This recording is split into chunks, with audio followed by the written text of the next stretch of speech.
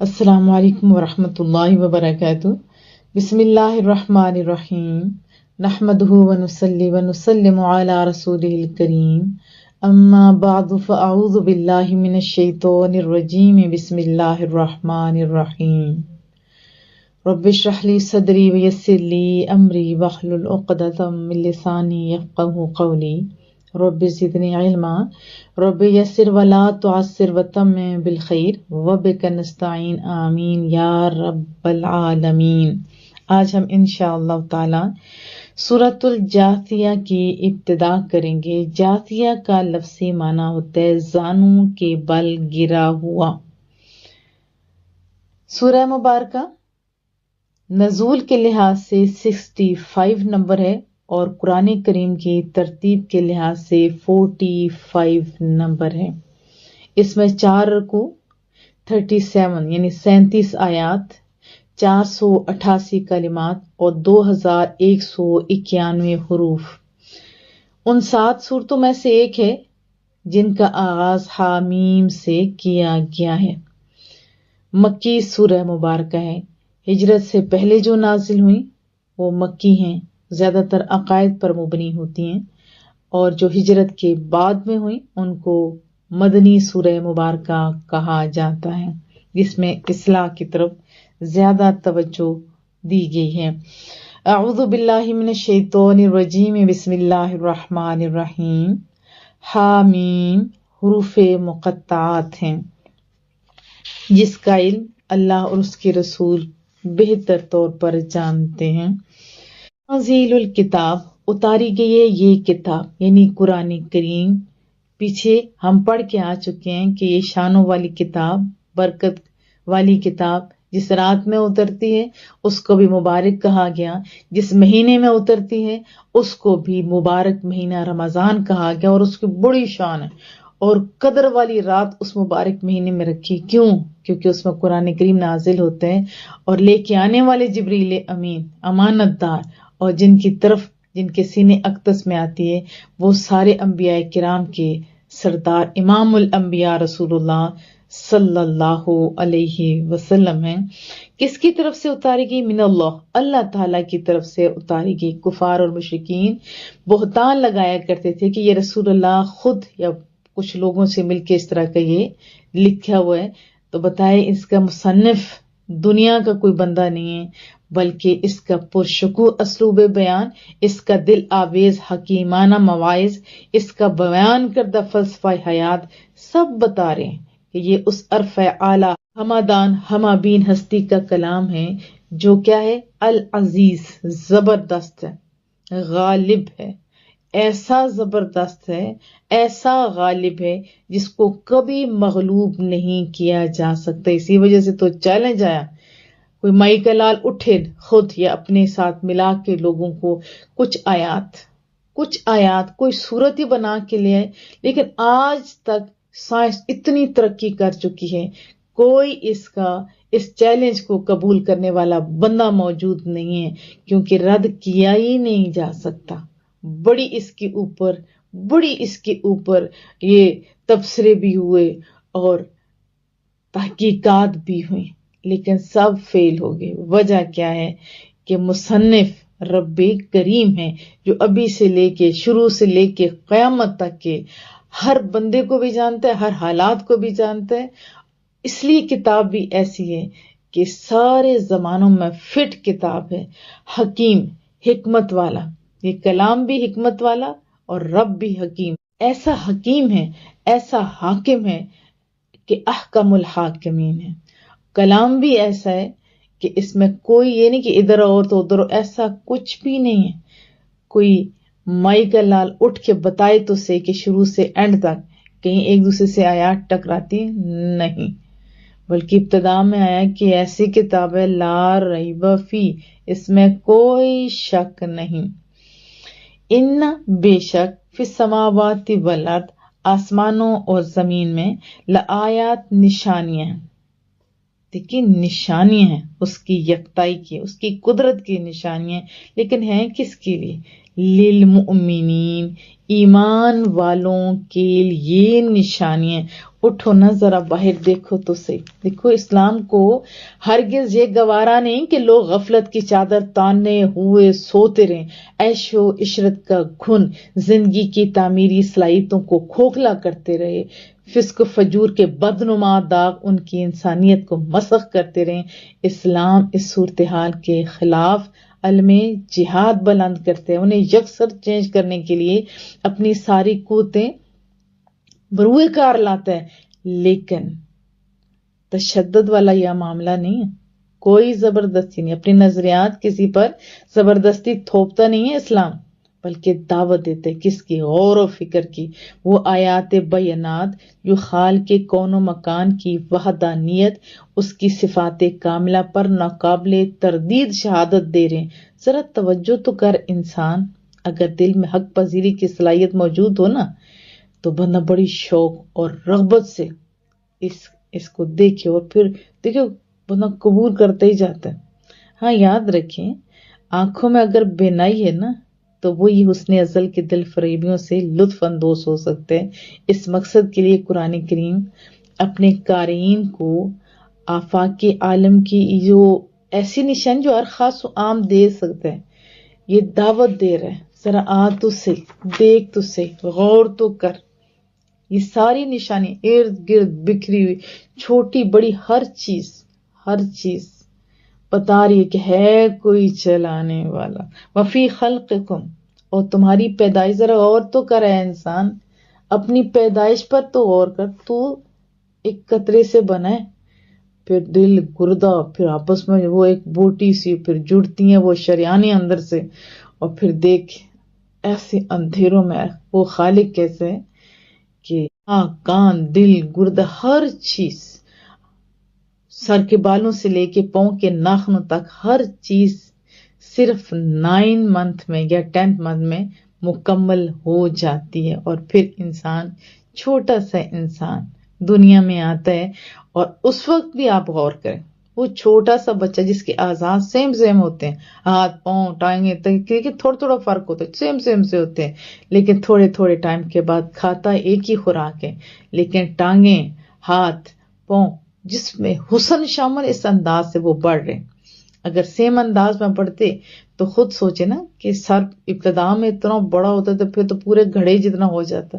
نہیں، حسن بھی برقرار ہے لیکن بڑھتا جا رہا ہے. کہیں ہڈیاں کٹھی آپ کو نظر آتی ہیں؟ نہیں، ایسے ہڈیاں بڑھتی جاتی ہیں. سکن آپ کو کہیں تھیلا سا نظر آتا ہے؟ نہیں. حسن دیکھو، خود بخود ایسا سکن اوپر بڑی ہوتی جاتی اور انسان مکمل انسان بن جاتا ہے. پھر اس کی چینجنگ بھی غور و فکر کے قابل ہے. بچپن، جوانی، بڑھاپا، سب چیزیں. وفی خلقکم، اے انسان سن تو، تمہاری پیدائش میں بھی نشانیاں، خود تمہارے اندر بھی نشانیاں ہیں. جو کھانا کھاتے ہو، جو اندر ساری وہ گوشت کھلا رہا ہوتا ہے رب کریم، آپ کو آواز آتی ہے؟ نہیں، آپ کے اندر مشینیاں فٹ ہیں، سانس اور جیسے فلٹر وغیرہ سب کچھ نشانیاں تیرے اندر ہے. انسان اٹھ سے کیوں موبائل کے اندر گھس کے بیٹھا ہے؟ وما یبث، اور جن کو وہ پھیلا رہے ہیں. بتا یبث ایسے بکھیرنے کو کہتے ہیں، پھیلانے کو کہتے ہیں. وما یبث من دابہ حیوانات. اب دیکھیں کتنی قسم کے حیوانات ہیں، درندے ہیں، چرندے ہیں، پرندے ہیں، اڑنے والے اور 4 ٹانگوں والے، 2 ٹانگوں والے، پتہ نہیں کتنی زیادہ ٹانگوں والے. کوئی اڑ رہا ہے، کوئی تیر رہا ہے، کوئی چل رہا ہے، ایسے ساری. اس میں کیا ہے؟ مولا کریمہ فرمایا آیات ہیں، نشانیاں اس میں ہے. انسان کس کے لیے؟ مولا کریم پیچھے کہا للمؤمنین، یہاں کا لقوم یوقنون، ان لوگوں کے لیے جو یقین رکھتے ہیں. کرۂ ہوائی پر نظر ڈالے نا تو اس کی یکسانیت میں حیران کنو تنوع ہے. اس تنوع میں جو ان گنت اثرات چھپے ہوئے ہیں نا، اس کا اندازہ لگانا ارباب فہم کے لیے مشکل نہیں ہے. کہیں باد نسیم کے جھونکے خواب آلود ہونجوں کو جگا رہے ہیں، کہیں سبز پتوں پر شبنم کے موتی دیکھیں، کہیں طوفان بن کر امڑ رہے ہیں. یہ ساری چیزیں کیا ہیں؟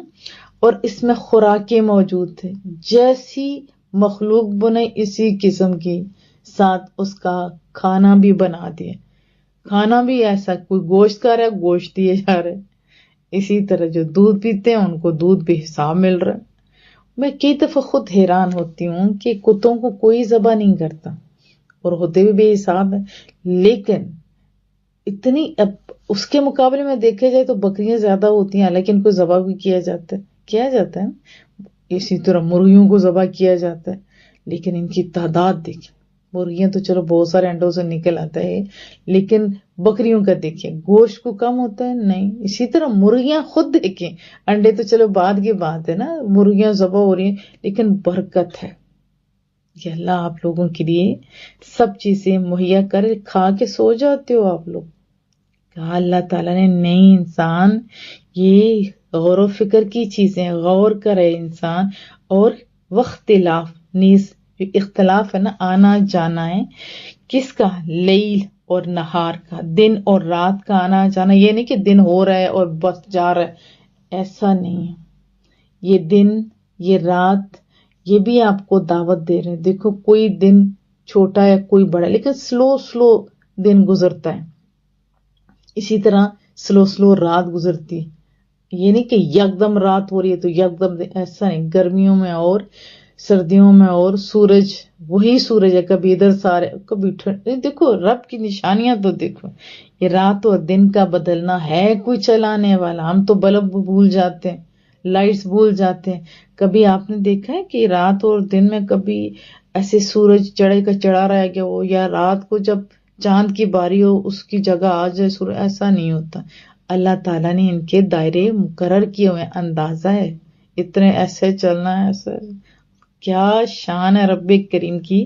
وما انزل اللہ، اور اللہ تعالیٰ نے اتارا ہے کہاں سے؟ من السماء، آسمان سے، کیا چیز؟ من رزق، مراد بارش ہے، کیونکہ بارش کے سبب سے ہی رزق ہے، کھانے پینے کی چیزیں، ہر چیز اگتی ہے۔ زمین کے اندر پانی ضرور ہے لیکن اگر بارش نہ ہو تو وہ بھی خشک ہو جاتے ہیں، جب بارش ہوتی ہے تو مردہ زمین میں اللہ جان ڈال دیتے ہیں۔ واقعی یہ بہت بڑا رزق ہے انسانوں، جانوروں، چرند پرند، ہر ایک کے لیے، اور جو اللہ تعالیٰ نے آسمان سے رزق اتارا ہے یعنی بارش، فَأَحْيَا بِهِ، پھر اس کے ذریعے یعنی بارش کے ذریعے زندگی دیتا ہے، کس کو؟ اردہ زمین کو، مردہ زمین میں جان آ جاتی ہے، ہر طرف ہریالی ہوتی ہے، پھر کھانے پینے کی ایسے فراوانی ہوتی ہے، ظاہر ہے یہ رزق ہے، بارش ہوگی تو گھاس وغیرہ اگے گی، جانور کھائیں گے، دودھ، اس کا تعلق دیکھیں، دودھ گوشت ہر چیز کا تعلق بارش کے ساتھ، بیماریاں بھی جاتی ہیں اور فوائد ہی فوائد۔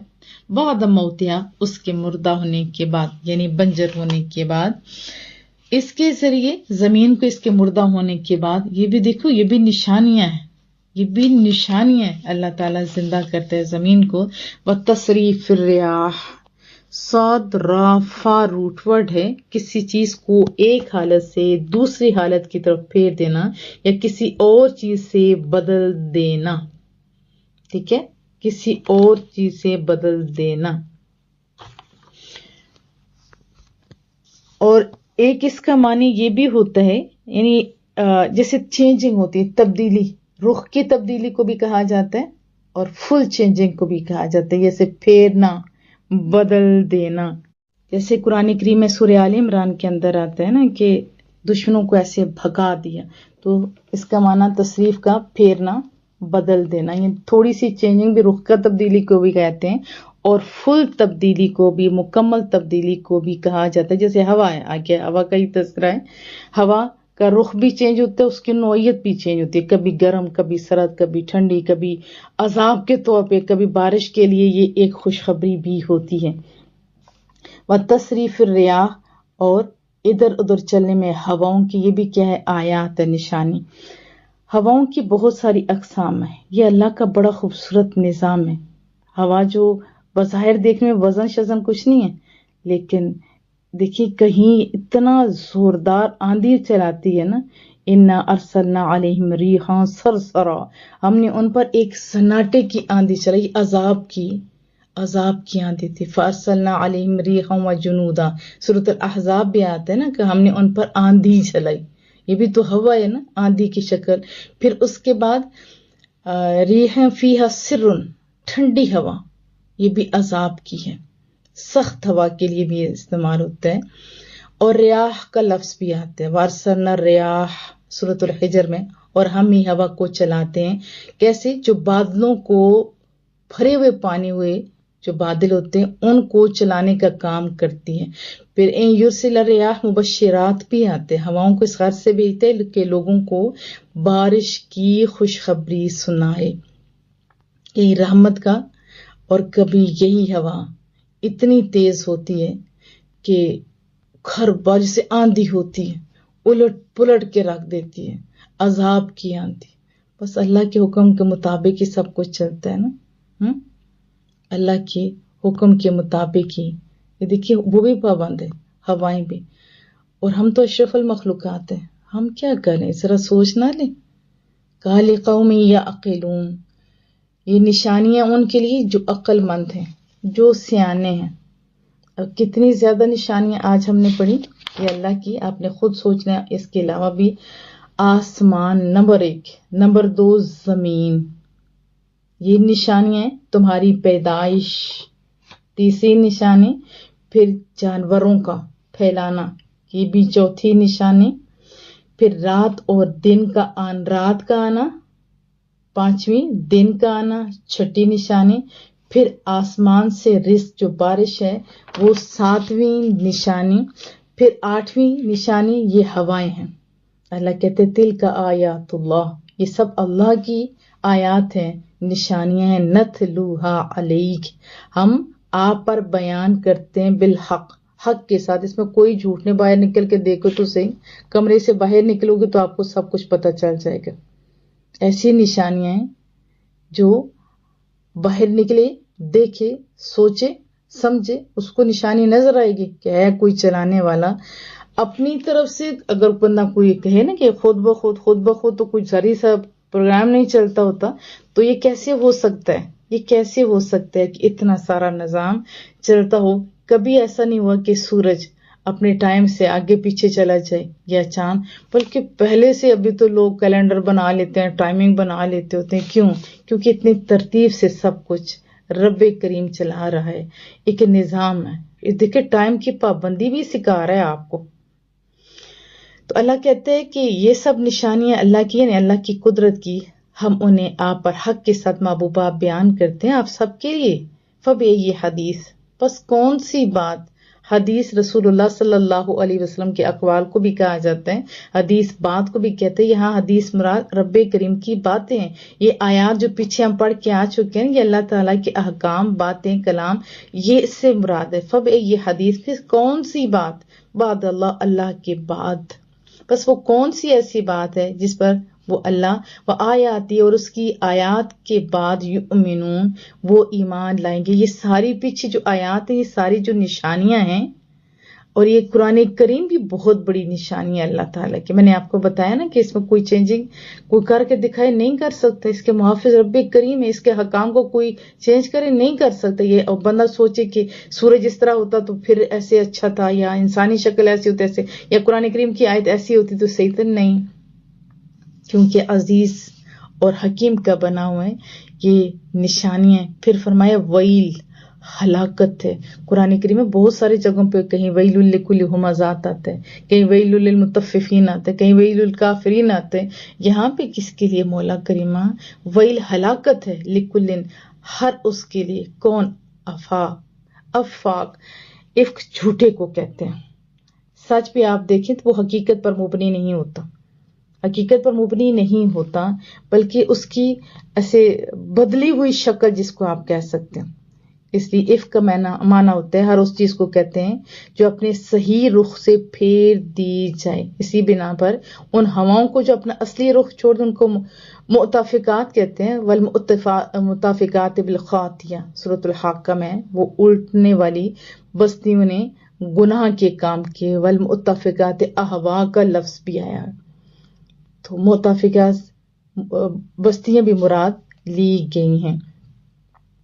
اور اگر دیکھا جائے جھوٹ، وہ بھی تو آپ کو بتائے کہ بالکل اپوزٹ ہوتا ہے، حقیقت پر مبنی نہیں ہوتا، بلکہ پھرا ہوتا ہے، اصلیت سے پھرا ہوا ہوتا ہے، حقیقت سے پھرا ہوا، اس کو جھوٹ کہا جاتا ہے۔ تو اللہ افاق، دیکھیے کیسا مبالغہ کا صیغہ، فعال کے وزن پہ، ہر جھوٹے کے لیے۔ اثیم، اسم گناہ کو کہتے ہیں، اور اثیم بدکار کو کہتے ہیں، جو گناہ کرنے والا ہوتا ہے۔ یہ بھی فعیل کے وزن پہ ہے، بہت زیادہ گناہ کرنے والا۔ اثیم، بدکار، ہلاکت ہے ہر جھوٹے بدکار کے لیے۔ دیکھیے اپنا ذرا محاسبہ نہ کریں، ہم کہاں پہ کھڑے ہیں، ہم کہاں پہ کھڑے ہیں۔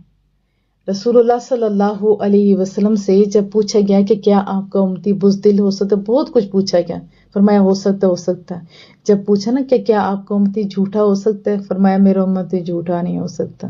یاد رکھیں جو جھوٹ بولنے والے ہیں، قیامت والے دن رخ انور پھیر دیا رسول اللہ نے تو پیچھے بچے گا کیا۔ اور یہاں قرآن کہہ رہا ہلاکت ہے ہر جھوٹے کے لیے، ہلاکت ہے ہر جھوٹے کے لیے، ہر بدکار کے لیے۔ یسمعو، جو سنتا ہے، وہ جو جھوٹ ہے بدکار، وہ سنتا ہے آیات اللہ کی آیتوں کو سنتا بھی ہے، تتلا علیہ، اس کے سامنے پڑھی جاتی ہیں، پھر یسر، اصرار، ضد، اڑ جانا، یعنی ماننا ہی نہیں بلکہ جم جانا اپنی غلطی پہ۔ ثم یسر، پھر وہ اڑ جاتا ہے، کس پہ؟ مستکبرا، غرور کرتے ہوئے، کألم یسمع، گویا اس نے انہیں سنا ہی نہیں، جیسے اسے سنائی کچھ نہیں دیا۔ جو سنتا ہے اللہ کی آیتوں کو جو اس کے سامنے پڑھی جاتی ہیں، پھر بھی وہ کفر پر اڑا رہتا ہے، غرور کرتے ہوئے، گویا اس نے انہیں سنا ہی نہیں۔ فبشر بعذاب علیم، بس اسے دردناک عذاب کی خوشخبری سنا دے سکتے نا، کہ طنز کے طور پہ کہ تو یہ کر، میں تجھے مزہ چکھا، جیسے مائیں بھی کہتی ہیں تو غلط کام کرتا ہے، میں تجھے ابھی مزہ چکھاتی، یعنی کوٹتی ہوں۔ تو یہاں اللہ کہتا ہے کہ بس آپ اس سے مزدہ سنا دیں بعذاب علیم کا، ایسے عذاب کا جس میں درد ہی درد، بہت زیادہ، اسے دردناک عذاب کا آپ نے مزدہ سنا دیں۔ کن کے لیے؟ جن کے سامنے اللہ کی آیات پڑھی جاتی ہیں لیکن وہ ضد پر اڑے رہتے ہیں، کس سبب سے؟ تکبر کے۔ مطلب کیا ہے؟ یہ کہ وہ سمجھتے ہیں ہم ٹھیک ہیں، یہ غلط ہے۔ اصل میں تو یہ جب آیت مبارکہ نازل ہوئی تھی تو اس میں اس واقعے کی طرف خاص طور پر اشارہ ہے جو نضر بن حارث اجمی تھا، وہ کتابیں رستم اور اسفنجار کی جیسے قصوں والی کتابیں ہوتی تھیں وہ لے کے آتا اور قرآن کریم سے روکنے کے لیے لوگوں کو سناتا تھا، کیونکہ قصے کہانوں میں اٹریکشن بھی ہوتی ہے اور عمل بھی کچھ نہیں کرنا، عارضی طور پہ انجوائے بندہ کرتا ہے بس خلاص، اور کسی کے اوپر ضرب نہیں آتی، تو لوگ اس کی باتیں سنتے بھی تھے، ہنستے بھی تھے، انجوائے بھی کرتے تھے اور قرآن کریم سے دور رہتے تھے۔ ابھی دیکھا جائے ذرا آج کے ٹائم کا، تو آج بھی بہت کچھ ایسا ہو رہا ہے، کیسے کہ وہ تو تھے کافر، مسلمان نہیں تھے، آج مسلمان بھی اس کے اندر استغفر اللہ تعالیٰ اپنا حصہ ڈال رہے ہیں، حالانکہ یہ کام تو کافروں کا تھا۔ کیسے؟ ایک دفعہ قاری صاحب، یہ میری آنکھوں سامنے بات ہے، نماز کے لیے جب سارے بیٹھے ہوئے تھے، سارے گپے وغیرہ کر رہے تھے، گیسٹ آئے ہوئے تھے، تو اٹھ کے نماز کے لیے گئے، تو اس میں سے ایک مزاحیہ بندہ بنا ہوا تھا، اس مزاح نے کہا کہ یہ جا رہے ہیں، اصل میں نہیں، حوریں چاہیے، یہ حوروں کے لیے یہ نماز پڑھتے ہوتے ہیں، اور سارے ہنستے، اور مجھے حیرت ہوئی اس دن بھی کہ کیسے ہیں یہ بد نصیب طبقہ کہ خود تو نماز پڑھتے نہیں لیکن جیسے وہ ہنسے وہ بھی بچ کے، اور وہ سارے لوگ کچھ بھی نہ ہوا۔ تو جب قاری صاحب ایسے لوگ بات کرتے ہیں تو پھر گھر میں فتنہ ہی ہوتے ہیں نا، کہ ہمیں اس طرح اٹھا کے لے جاتے، حالانکہ وہ تو دوزخ سے بچا رہے ہوتے۔ اللہ آسانیوں والا معاملہ کرے، خوش نصیب ہوئے وہ شخص جو اللہ کے احکام کو سنے اور اس پر عمل کرے۔ صحابہ کرام اطانا والی بات تھی نا، سمعنا و اطانا، اس لیے وہ کامیاب ہوئے۔ آج بھی ہم لوگ حضرت اور رضی اللہ ساتھ لگاتے، کیوں؟ کیونکہ انہوں نے عمل کیا تھا، اور وہ لوگ جنہوں نے کہا تھا کہ سن تو لیا واسطینا لیکن مانا نہیں، وہ تباہ ہو گئے۔ آج بھی دیکھیں ہم سنتے ہیں، پہلے تو سنتے ہی کوئی نہیں، اگر سنتے ہیں تو چینجنگ نہیں آتی، تو لمحہ فکریہ ضرور ہے۔ اس میں بہت ساری چیزیں آتی ہیں، اب دیکھیں کتنی چیزیں جو قرآن کی طرف آنے سے روک بھی رہی ہیں۔ ایک سائڈ پہ آپ قرآن کریم کی آپ لگا لیں، تلاوت لگا لیں یا درس و تدریس کا کام کر دیں، دوسری سائڈ پہ آپ فلم لگا دیں، کوئی مزاحیہ ڈرامہ لگا دیں یا کچھ بھی ایسا لگا دیں تو لوگ دوڑے دوڑے ٹکٹ لے کے جائیں گے. ایسا ہی ہے نا، ٹکٹ لے کے جائیں گے ادھر، لیکن ادھر نہیں آ رہے. میں ایک دفعہ پڑھ رہی تھی، کہنے لگے کہ یہ جو ڈرامے والے ہوتے ہیں، یہ فلمیں والے ہوتے ہیں، انہوں نے اپنا کمانا بھی ہوتا ہے، اس سبب سے اس کے اندر کچھ فحاشی ایسی چیز جو لوگوں کو اٹریکٹ کرتی ہیں وہ ڈالی ہوئی ہیں. تو مجھے بڑی حیرت ہوئی کہ پیسہ سب کچھ ہے، استغفر اللہ تعالی، اور کامیابی کی کیا یہی دلیل ہے؟ لیکن اور داڑھی والوں کو بھی آپ کو پتا ہے کہ بزنس جب بندہ بنتا ہے سب سے پہلے اس کو کہا جاتا ہے، یہ بڑا ویزا جب ملتا ہے تو داڑھی کو اللہ حافظ کرو تو پھر آپ کو یہ ملے گا. کتنی پوسٹ ہیں جن میں کہا جاتا ہے کہ داڑھی الو نہیں. تو میں حیران ہو گئی جب عثمان غازی، ارطغرل اور ان کی قسط وار سیریز بنی تو ان کو کیا ناکامی ہوئی، بلکہ ان کے ویورز عام لوگوں سے زیادہ تھے. دوپٹے والی وہاں زیادہ کامیاب تھی. ان کا پتہ کیسے چلا؟ ہسٹری کے بکس میں تو ہم نے پڑھا ہوا تھا. ایک بچہ آیا تو میرے بیٹے کے ساتھ بات کر رہا تھا، کہہ رہا تھا کہ جب سے میں نے ارطغرل دیکھنا شروع کیا ہے میں نے انڈین ڈرامے چھوڑ دیے. تو مجھے بڑا اچھا لگا کہ دیکھیں کہ کم از کم اس سے یعنی چینجنگ اس سبب سے تو ہو گئی نا. حالانکہ میں اس حق میں نہیں ہوں کہ ڈراموں سے بندہ دین سیکھے. ہم لوگ ابھی ٹک ٹاکروں سے سیکھ رہے ہوتے تبھی تو ہمارے پلے کچھ نہیں پڑ رہا ہوتا. اللہ ہم لوگوں کو ہدایت دے. دین والوں سے سیکھنا چاہیے، جن کے پاس صحیح علم ہے انہی کے پاس دو زانو ہو کے بیٹھنا چاہیے اور سیکھنا چاہیے. دنیا اور آخرت آپ کی قدم کامیابیاں چومیں گی انشاءاللہ تعالی. کیا میں توقع رکھوں؟ اور مذاق میں ہمارا حصہ نہیں ہوگا، کیونکہ ابھی تو کسی کے سامنے جنت کی بات کر دی جائے تبھی مذاق اڑاتے ہیں، اور دوزخ کی بات کر دی جائے غلط کام نہیں کرو دوزخ میں جاؤ گے تو کہتے ہیں جب ٹھنڈ ہوگی نا تو ادھر ہی ہوگا. استغفر اللہ تعالی. کفار بھی ایسے کرتے تھے کہ جب ان کو کہا جاتا تھا نا کہ اس طرح یعنی اندر سے بات چون لیتے تھے نا کہ دوزخ کے 19 فرشتے ہیں تو کہتے تھے بس انہیں ہم ایک بندے ہی اس کو قابو کر لیں گے. استغفر اللہ استغفر اللہ استغفر اللہ تعالی. ابھی آپ دیکھیں رمضان آتا ہے تب مذاق، قرآن کریم کا مذاق، اور جو علماء کرام دین کا کام کر رہے تو ان کا مذاق، پردے کا مذاق. کون سا مذاق ہے جو ابھی نہیں کیا ہوا؟ کچھ تو ایسے مذاق ہیں جو کفر کی حد تک جا رہے ہیں. تو اپنا ذرا محاسبہ کر کے دیکھ لیں. یہ مسلمانوں کے طریقے نہیں ہیں. ہنسنے کے لیے اور بھی بہت ساری چیزیں، مذاق کے لیے اور بھی بہت ساری چیزیں، ان کو آپ بخش دو، ان کو آپ چھوڑ دو. بہرحال فبشر بعذاب علیم، پس آپ انہیں دردناک عذاب کا مژدہ سنا دیجیے. وَإِذَا عَلِمَ، اور جب وہ آگاہ ہوتا ہے، من آیاتنا، ہماری آیتوں سے، جب وہ ہماری آیتوں میں سے وہ آگاہ ہوتا ہے، شیئن کسی پر، اتخذا ہزوا، تو ان کا مذاق اڑانے لگتا ہے. ہزوا مذاق اڑانے لگتا ہے. اولئک یہی ہے وہ، لہم جن کے لیے، عذاب ہے کیسا مہین، وہ جو عزت والے، وہ جو تکبر والے بنے ہوئے، جو لوگوں کو ہنسا کے اپنے گرد مجمع بنایا ہوا ہے، ان کے لیے رسوا کن عذاب ہے. ہزوا جس کا مذاق اڑایا جائے، ٹھیک ہے. مہین رسوا کن بہت زیادہ. من ورائم سامنے بھی ہوتے ہیں، آگے بھی ہوتے ہیں، پیچھے اس کا معنی ہوتے ہیں ان کے آگے جہنم ہے. ولا یعنی عنہم، اور ان کے کام نہ آئے گا، ما کسبوا شیئا، جو انہوں نے کمایا ذرا بھی کام نہیں آئے گا ان کا. سورۃ اللہب کے اندر پڑھیں آپ، اس ابو لہب نے کیا کہا تھا، بیٹے بھی ہیں میرے تو مال بھی ہے، لیکن وہ آیت کیا بتاتی ہے کہ نہ ان کو اولاد کام آئی نہ ہی ان کے مال کام آیا. ولا متخذوا، اور نہ وہ جن کو انہوں نے بنا دیا تھا، من دون اللہ اولیاء، اللہ کو چھوڑ کر مددگار بنایا تھا. تو ہمارا توکل کس پہ ہونا چاہیے؟ اللہ پہ، نہ مال پہ، نہ وسائل پہ، نہ کسی بندے پہ. میں یہ بھی نہیں کہتی کہ کام آپ چھوڑ دیں، لوگوں سے تعلقات چھوڑ دیں، نہیں، اصل توکل اللہ پہ ہونا چاہیے. باقی یہ وسائل یہ وسیلے ہیں، آپ کو کوشش ضرور کرتے رہنا چاہیے. وَلَهُمْ، اور ان کے لیے عذاب عظیم، بڑا عذاب ہے.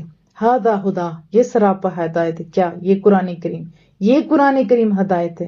آپ دوسری چیزوں کے پیچھے ایسے پڑے ہوئے، یہ ہدایت ہے. وَالَّذِينَ كَفَرُوا، اور وہ لوگ جنہوں نے انکار کیا، بِآیاتِ رَبِّهِمْ، اللہ کی آیات کا مانا نہیں، تکبر کیا، مذاق اڑایا، لہم ان کے لیے عذاب ہے کیسا، من رجز علیم، رجز کہتے ہیں ایسی چیز جس کو دیکھ کے بندے کو گھن آئے، یا ایسی چیز جس کو دیکھ کے بندے کو جیسے خوف بھی آتا ہے نا، جھرجھری سی آتی ہے جس میں لرزہ ستارے ہو جاتا ہے. اور ایسا ہے علیم بھی ہے، سخت ترین عذاب، دردناک عذاب ہے کن کے لیے؟ جو اللہ کی آیتوں کا انکار کرتے ہیں. یہ لمحہ فکریہ ہمارے لیے بھی ہے. ہم سنتے ہیں کیا اور ایمان تو رکھتے ہیں، تو کیا پھر عمل بھی کرتے ہیں یا مرضی کی آیات لے لیتے ہیں؟ بہت سارے لوگ ابھی جو اس طرح حرکات کر رہے ہیں جو کافر بھی نہیں کر سکے، تو ان کو بھی میں کہوں گی کہ آپ بھی باز آ جائیں. میرے پاس خیر مسلم آتے ہیں تو وہ بھی باتیں کرتے ہیں کہ آپ کے مسلمان دیکھیں یہ کچھ کر رہے ہیں، یہ کچھ کر رہے ہیں. تو کیا میں توقع رکھوں؟ انشاءاللہ تعالی آپ باہر نکلیے، آسمان کی طرف بھی دیکھا کریں، ان بہاروں کو انجوائے کیا کریں، اور پھر سوچا بھی کریں یہ اللہ نے آپ کے لیے بنایا ہے. کوئی چیز ایسی نہیں ہے جو اللہ نے آپ کے لیے نہیں بنائی، صرف آپ اللہ کے لیے ہو، صرف آپ اللہ کے لیے ہو. تو دیکھیے ہر چیز اللہ کی متی ہے.